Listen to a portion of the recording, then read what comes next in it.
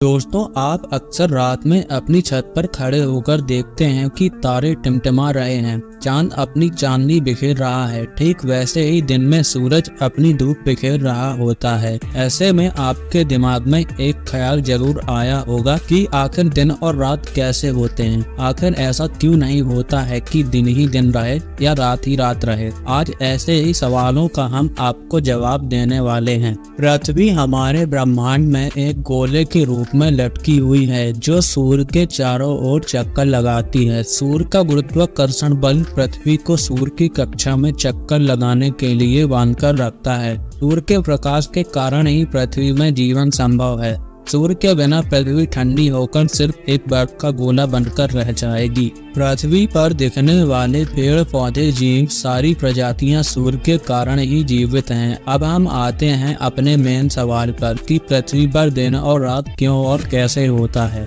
दोस्तों, वैसे तो इसका जवाब बहुत ही सिंपल है। पृथ्वी का वो भाग जो सूर्य के सामने होता है, वहाँ पर सूर्य का प्रकाश पड़ता है जिससे पृथ्वी के उस भाग में दिन होता है, जबकि पृथ्वी का वो पिछला भाग जो सूर्य के सामने न होकर पीछे होता है, जिससे सूर्य का प्रकाश पृथ्वी के उस पिछले भाग तक नहीं पहुंच पाता है, जिससे पृथ्वी के उस भाग पर रात होती है। अब ये तो बात हो गई दिन और रात कैसे होते हैं, लेकिन अगला सवाल ये है कि दिन ही दिन क्यों नहीं होता है। अंटार्कटिका में 6 महीने दिन होता है और 6 महीने रात। वहीं नॉर्वे में भी ऐसी चीजें देखने और सुनने को मिलती हैं। कहीं 24 घंटे की रात होती है तो कहीं दिन काफी लंबा होता है। उत्तरी नॉर्वे के हैमरफेस्ट शहर में साल के 76 दिन और रात 40 मिनट की होती है। पृथ्वी में केवल दिन ही दिन रहे, इसके लिए पृथ्वी का स्ट्रक्चर ऐसा होना चाहिए कि सूर्य का प्रकाश हमेशा पूरी पृथ्वी पर पड़े, जो कि असंभव है। ठीक ऐसे ही रात का होना भी असंभव है। अब आपके दिमाग में एक सवाल और आ रहा होगा कि दिन और रात छोटे या बड़े क्यों होते हैं। पृथ्वी का अक्ष पृथ्वी की कक्षा के बीच 66/2 कोण होता है, इसीलिए परिक्रमण काल में झुकाव इस